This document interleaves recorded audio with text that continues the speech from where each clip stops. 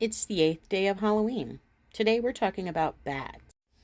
Honestly, bats is one of those things associated with Halloween that I never really understood. I grew up in the panhandle of Florida, and I knew that you could see bats any time of year. I mean, in the evening in the summertime, you just see them flying around. So I didn't really understand why they would be associated with Halloween when I was growing up.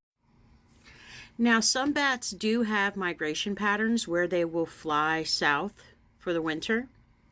And so, in certain areas, this is a seasonal thing. In fact, when immigrants came from Scotland and Ireland, they noticed that the bats tended to come around when the weather was cooler around Samhain. So it became associated with the holiday in that respect.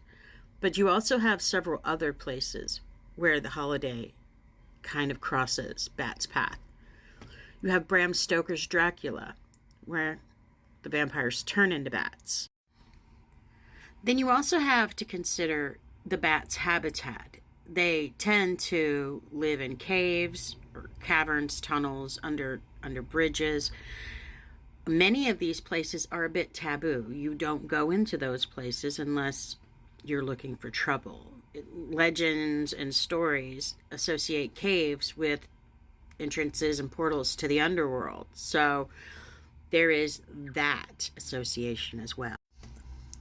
Bats carry diseases and bacteria, so that makes them unappealing to be around. But then there's also the fact that visually, they're just weird.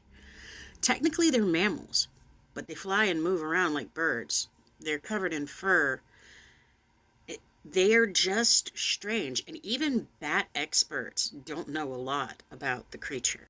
I kind of feel like they are one of those creatures that just get a bad rap because you don't really understand a lot about them.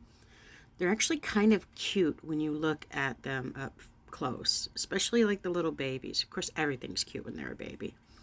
But the more you learn about it, the less scary it is. Kind of like spiders or snakes.